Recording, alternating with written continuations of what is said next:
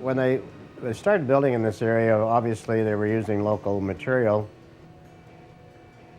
The ribbing was usually white oak, the bottom planking being local white cedar.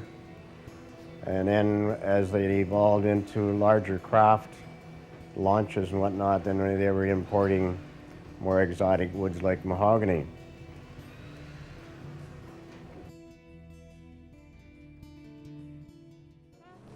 Port Carling had a number of boat builders.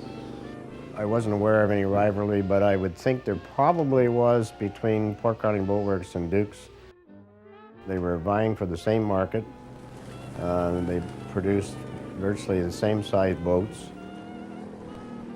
One of the famous sayings between the two shops was when someone from Port Carling Boat Works came over to borrow something from Dukes, Odd Duke would always say, "We only have enough for our own use."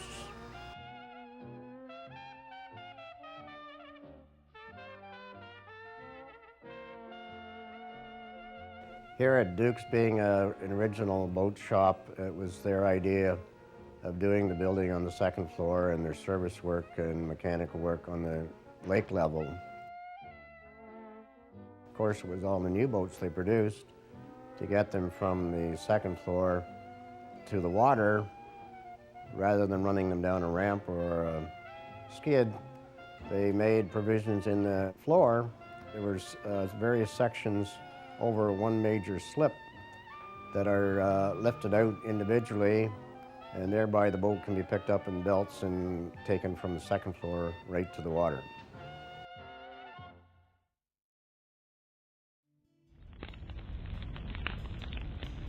In the early 30s, there was a fire here on the main street in Port Carling, which started in the general store up at the corner of the street, and of course it went up the main street and down the street to the water.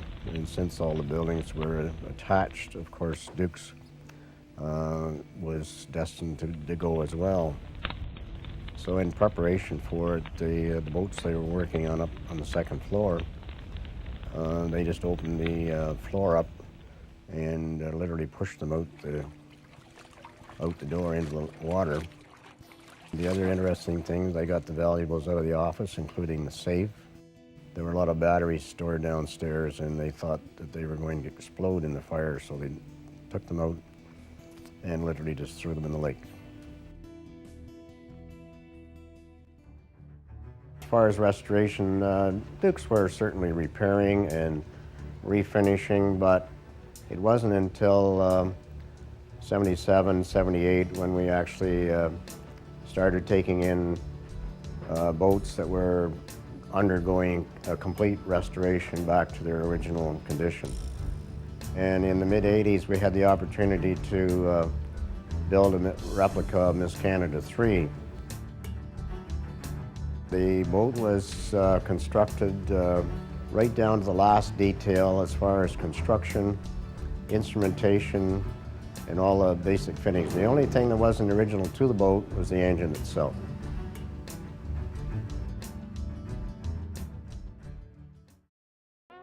Tools used in the restoration business now are a combination of conventional hand tools used in the last century, as well as modern electric tools, air tools. Depending on the application, you'll probably see a tour through the shop and get an idea of what's used today.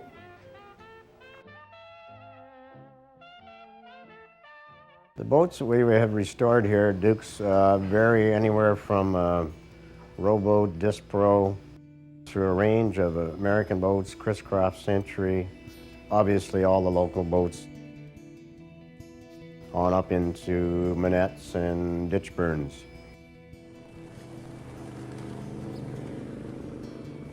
We've done a couple of unique boats. One that sticks in my mind is the Eaglet 2, which we originally did work on not as a restoration but as a repair. It changed hands once to Jamie Gardner, which at that time we undertook a complete restoration of the boat.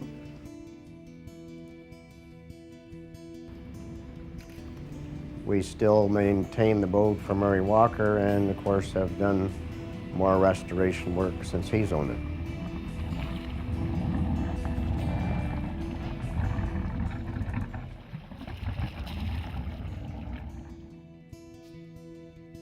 What's happened in the wooden boat restoration business more recently is related to the automotive hobby of antique cars, is that the customers are demanding more and more originality and authenticity.